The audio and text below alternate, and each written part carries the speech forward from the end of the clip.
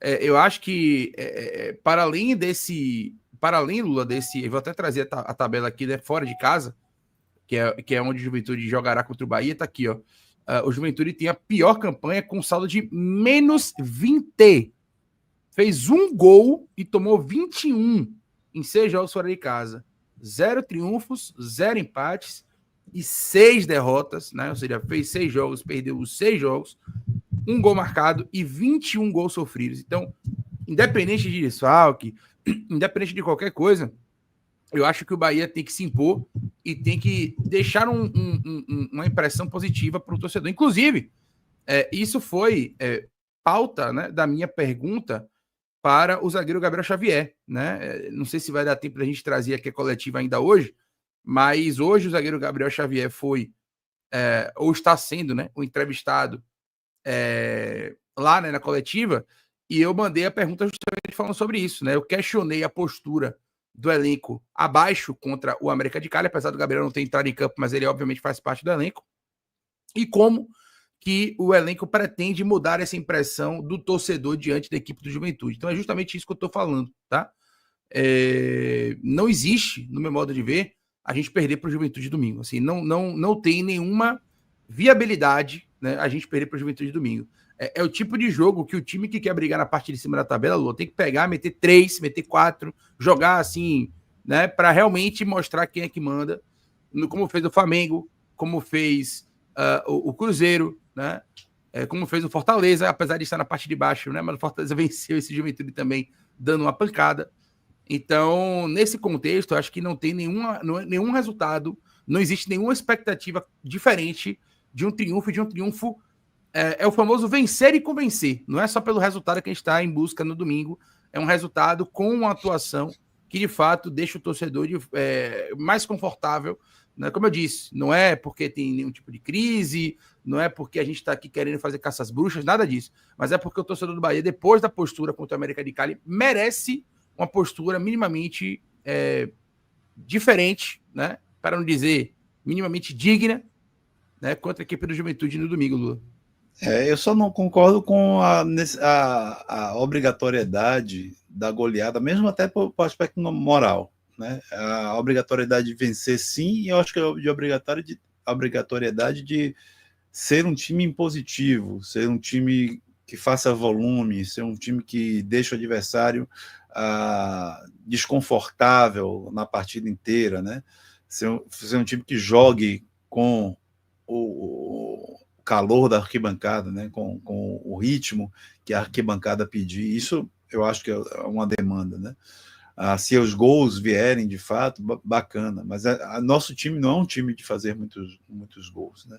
Então, demandar desse time como obrigatoriedade golear um time, ainda mais um time com o Juventude não é um time ruim, velho. É um time competitivo, está fazendo uma má campanha fora de casa. Alguns desses jogos que você citou, houve situações específicas de jogo que fizeram as goleadas acontecerem.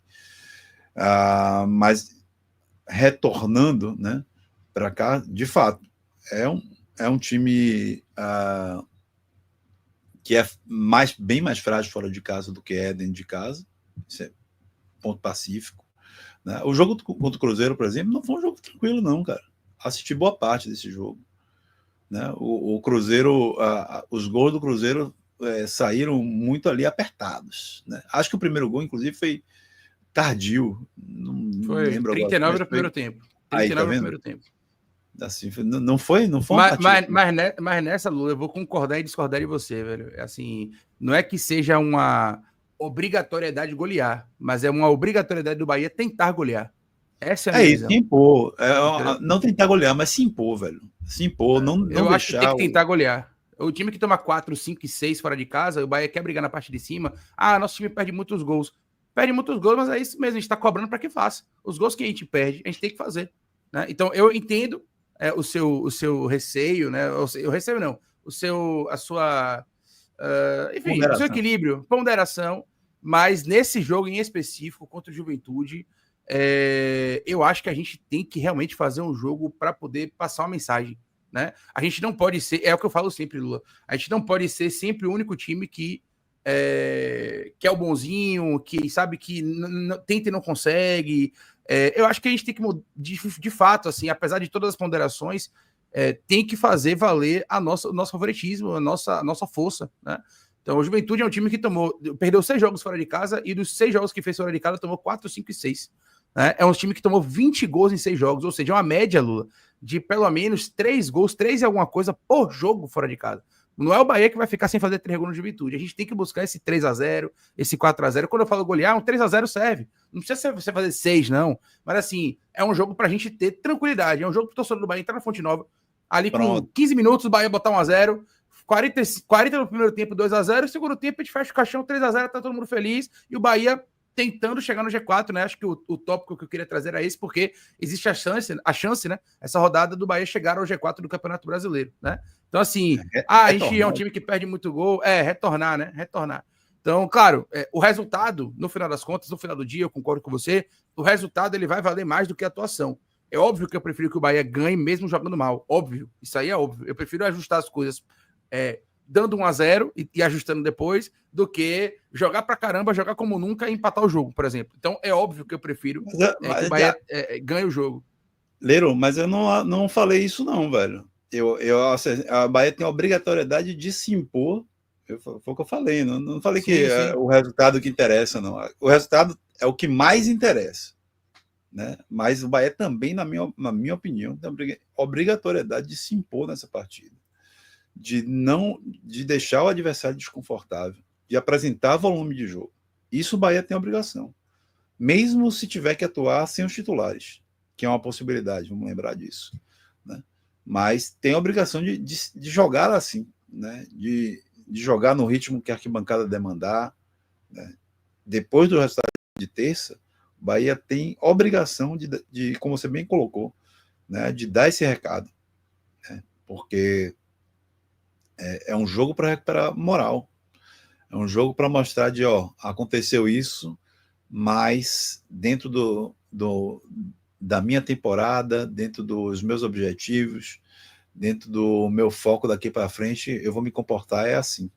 Né? A Bahia não pode se mostrar abalado pelo resultado de terça-feira. Luiz Teles, eu queria que você trouxesse para a gente debater aqui, primeiramente, justamente um pouco mais do que você viu do jogo ontem entre Juventude e São Paulo, porque o nosso próximo adversário, ele está numa situação complicada na tabela, né? Eu vou trazer aqui a tabela do Campeonato Brasileiro, porque a rodada, pelo menos, né, dos jogos que realmente iam acontecer, se encerrou ontem. O São Paulo venceu o Juventude por 1-0 fora de casa. Eu confesso também, Lula, que eu não achei que foi um jogo do São Paulo também muito brilhante, não, né? Apesar do gol do São Paulo ter sido um gol muito bonito, né? Coletivo, troca de passe, né? Foi um belo gol do Luciano. Mas eu confesso também que eu não achei que foi um jogo do São Paulo assim maravilhoso, não. Foi um jogo minimamente seguro. O São Paulo teve ali maior posse de bola, mas também não foi um jogo onde o São Paulo demonstrou, meu Deus do céu, uma grande evolução, né, em relação ao que a gente vinha vendo, mas foi o suficiente, né, para ganhar a equipe do Juventude lá no Alfredo Jaconi. Eu vou trazer aqui, Lula, a tabela do Campeonato Brasileiro para a gente poder apresentar. A rodada de número 16 terminou da seguinte maneira, tá aí, Fluminense 1, Palmeiras 2, de virada no Maracanã, Ceará 0, Mirassol, Dortmund 2, Corinthians 0, Cruzeiro também 0, Santos perdeu por 2-1 para a equipe do Internacional na Vila Belmiro, o Flamengo de virada venceu o Red Bull Bragantino, teve o duelo louco dos Leões no Barradão em 2-2, e Juventude 0, São Paulo 1 ontem no Alfredo Jaconi, lembrando que foram 3 jogos adiados na rodada, Vasco e Bahia em São Januário, Atlético Mineiro e Fortaleza na Arena MRV, Grêmio e Botafogo na Arena do Grêmio, lembrando porque Vasco e Bahia estavam na Sul-Americana, Atlético ontem inclusive passou nos pênaltis, né, com muita agonia, e o Grêmio foi eliminado, né, também estava na Sul-Americana. Então os únicos brasileiros que seguem na Sul-Americana, Fluminense, que já tinha avançado direto, e o Atlético, que ontem passou aos trancos e barrancos, com Everson sendo fundamental. Luiz Teles, vamos comentar essa rodada e o que esperar para esse Bahia e Juventude no jogo de domingo. Vamos lá. Primeiro, em relação à rodada, uma das raríssimas, eu não sei nem se existe uma rodada nesses mais de 20 anos de brasileiro de ponto corrido, com nenhum mandante vencendo, né? Que até agora, em 7 jogos, nenhum mandante venceu, significa que a gente vai aprontar lá com o Vasco, o Fortaleza vai aprontar com o Atlético Mineiro, e o Botafogo vai aprontar com o Grêmio. Isso a gente tem que confiar nisso. Mas isso é importante, tanto na leitura do campeonato, né? Uma rodada em que mandantes não vencem, ela precisa ser avaliada em relação ao contexto, né? E esse contexto ele entrega. Sobe lá para você ver, para a gente ver as outras partidas que ainda temos, rapidinho, Leiro. Que houve jogos, né? Então a gente vê os times de cima da tabela jogando como visitante, quase todos eles, e quase todos eles tirando pontos dos mandantes. E isso vai ser uma tônica, na minha opinião, cada vez maior dentro do Campeonato Brasileiro, né? Cada vez mais a gente vai ver isso. A gente já vem vendo isso com algumas equipes, tá? Sobretudo com o Flamengo, com o Palmeiras, com o Botafogo na temporada passada e retrasada no primeiro turno, com o Atlético Mineiro, mas a gente vai ver cada vez mais isso acontecer, porque a maneira como o futebol hoje é jogado, né, os times com mais qualidade eles terminam correndo cada vez mais riscos, tendo cada vez mais controle do jogo, e essa vantagem que existe e que cientificamente, estatisticamente, ela é grande e uma das maiores nos esportes, né? No futebol, a vantagem de jogar em casa, ela vai reduzindo, né? Ela vai caindo, e a gente vai ver cada vez um pouco mais disso. Depois a gente pode falar mais sobre essa situação de jogar em casa e ter vantagem. Mas falando agora sobre Juventude, então a leitura da rodada é essa: os mandantes não ganharam, os visitantes tiraram pontos, mas ela não foi uma rodada ruim para o Bahia, não. Exceto pelo resultado do Mirassol, que fez o primeiro time fora do G6, que é a zona de classificação oficial da Libertadores, se aproximar da gente. Outros concorrentes diretos importantes não venceram ou não jogaram. Então, isso fez com que a gente continue numa situação relativamente tranquila no nosso principal objetivo da temporada, eu considero, pelo menos, que é estar dentro da zona de classificação da Libertadores, talvez, inclusive, mesmo nessa posição, uma zona direta de classificação. Lembrando que até 3 vagas a mais podem surgir, né, diretas, desde que times que estejam no top 4, né, ou dentro das novas vagas também, top 5, top 6, seja o campeão da Copa do Brasil, ou da Sul-Americana, ou da Libertadores. Então, assim, estar no G6 e estar com uma margem razoável em relação ao 7º, que é o que a gente tinha e a gente não tem mais, é uma coisa importante, tá? Nesse momento, nossa margem agora é só de 1 ponto. Ainda que eu acho que o Mirassol não é esse adversário para a gente. Eu não acho que o Mirassol vai conseguir sustentar esse bom futebol, esse futebol competitivo que está mostrando nesse início de campeonato, porque o campeonato de pontos corridos é elenco, né? E o Mirassol não tem um elenco tão qualificado assim, né? Eu acho que eles vão conseguir continuar sendo razoavelmente competitivos, mas não vão conseguir sustentar esse top 10, eu acho, tá?